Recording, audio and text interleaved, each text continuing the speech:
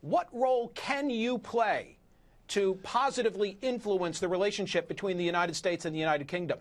Well, I do think the special relationship is very important. It was significantly devalued during Obama's time. He looked to Merkel, he looked to the European Union, and he, not to us as an independent country. So post-Brexit, we got a chance to start all over again with a president in Trump who is Anglophile, he is pro-British, he knows the things that we've shared together over the years, the good and the bad, the tough times, as well as the good. And I think that I just happen to know a few people in his administration. I've clearly got Trump's confidence, and I want us to move as quickly as we can towards a free trade deal between the UK and the USA. That'll be good for both of us, and it'll also send a signal to the European Union that there's a bigger world outside of Europe, and that Britain can manage just nicely. No longer do we have a president who says that we're at the back of the line. Do you see for yourself a formal role in the next 4 years?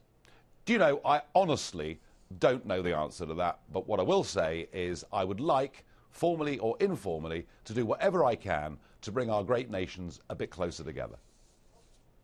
How much of the worldwide movement that we're discussing is driven by the economy, the crash of '08 and the aftermath, and how much is being drawn by immigration and concerns over open borders?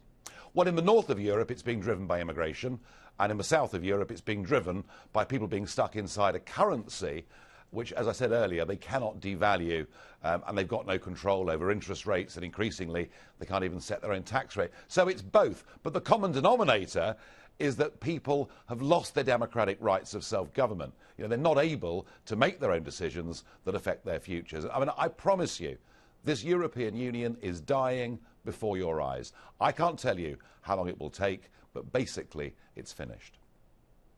How do you maintain the proper balance of protecting one's sovereignty while at the same time being exposed to all the positive influences of globalization?